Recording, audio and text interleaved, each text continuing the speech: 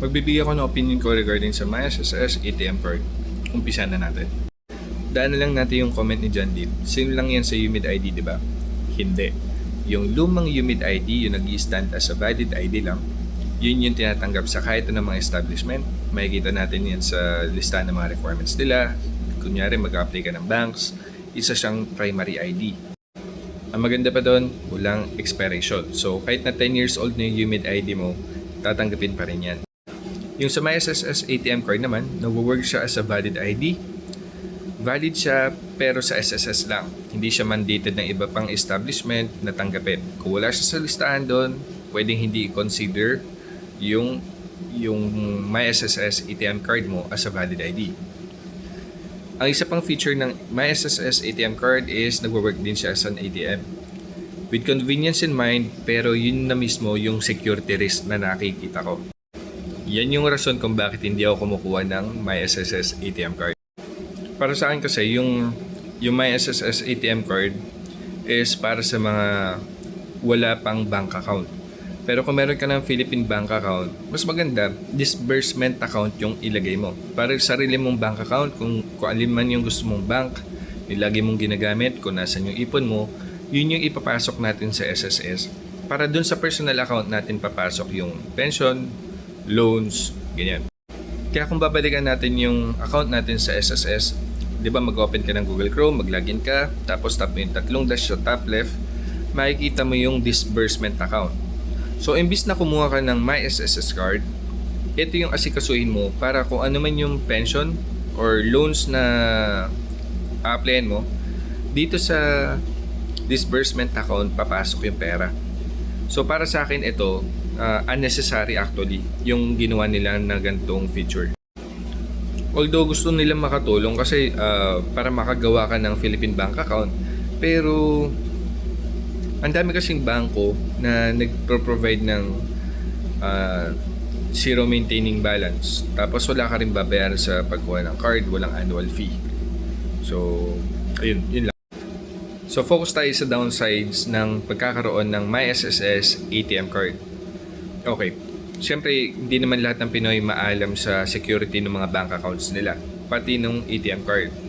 So, siyempre, kung alam nilang valid ID yan, basta na lang nila i-present yan na akala mo is valid ID lang siya, pero andun yung card details sa likod. So, ito yung una. Hindi siya tinatanggap sa ibang establishment.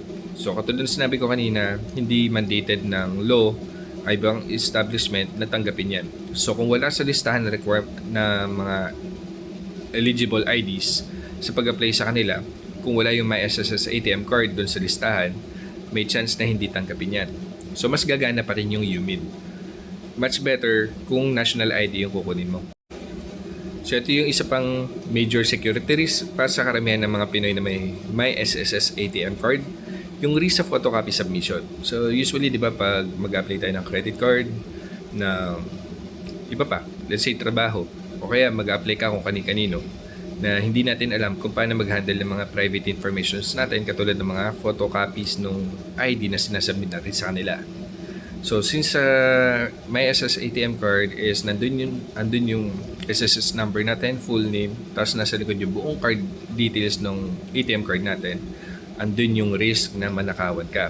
So although may EMV chip feature yung ATM card, pero ang sinesecure lang niya is yung physical transactions. Yung card details, may chance na magamit yan ng scammer basta makita niya yung buong details niyan, yung card number, expiration date, CVV, pwede niyang gamitin yan sa online para nakawin na yung laman nung Discardtech account mo. Although ang maganda kasi sa Discardtech is mataas yung interest niya. Pero yun nga, may engganyo yung iba na mag-ipon doon. So what if wala kang kamalay-malay na hindi pala safe gamitin yung MySSS ATM card sa pag-submit ng mga photocopy sa mga private establishment. So andun yung risk para dun sa ibang mga Pinoy. Kaya dito papasok yung national ID. Kung mapapansin mo yung mga ibang mga OFW or mga Pinoy na nagtatanong sa SSS branch kung paano kumuha ng UMID, parang hindi na yata sila nagre-release. Bali, tinuturo sila na kumuha ng national ID. Tapos pagdating naman sa national ID, kunwari pumunta ka na ng PhilSys, nag-fill out ka na ng form, photo, fingerprint, di ba may delivery na physical?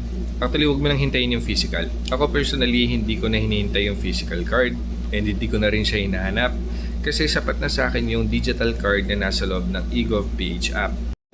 Ang maganda kasi sa digital national ID, tinatanggap siya as a valid ID sa halos kahit anong establishment. Kunyari mag-open ka ng banks, kahit yung via app. Kunyari, ginamit ko siya sa nakalimutan ko saan ko siya ginamit. Sa GCash. Nakalimutan ko na. So, ginamit ko siya bilang valid ID and tinanggap naman. Pati rin sa Globe branch, nung kumuha ko ng USC, actually personal ako kumuha ng USC code kasi hindi gumana yung text message. Bali, kumuha ko sa branch ng USC, ang pinakita ko lang is yung digital national ID ko sa loob ng eGovPH app, tinanggap din naman. So, hindi ko na kailangan actually ng physical ID. So, mas secure pa yung ganito kasi kahit na mawala yung phone, mag-login ka lang ulit sa ibang app, hindi mo na kailangan mag-request ng ID replacement. So, as long as alam mo yung MPIN ba? Yung PIN ng eGovPH app mo, hindi mawawala yung ID mo. Actually, hindi lang digital national ID yung tinatanggap. Pati yung iba pa mga digital ID na makikita mo sa loob ng eGovPH app. Yung OWA ID, PhilHealth, National ID, yan, yung PRC. So kung gusto mong gamitin yung PRC sa PRC ID mo sa pag-apply sa banks, pwede mo i-present yung digital PRC ID mo. So tatanggapin din yan. Actually, itong ang OWA e-card nagre-release sila ng physical ID. Para sa akin, di rin naman kailangan kasi meron naman nasa loob ng eGovPH app. So, basta pag may mga transaction ka sa OWA, ipakita mo na lang is yung digital OWA ID mo sa loob ng eGovPH. So, ganun din sa PhilHealth. Ayan. So, pag nag-apply ka ng banks, pili ka lang sa kahit alin dyan, pero dapat considered primary valid ID siya. So dito, ang secondary valid ID lang dito is yung OWA. Ang primary valid ID dito is yung PRC, PhilHealth, at saka National ID.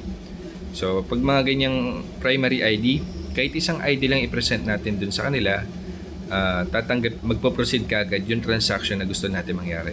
Kasi pag secondary ID, kailangan natin mag-submit ng 2 secondary. Okay?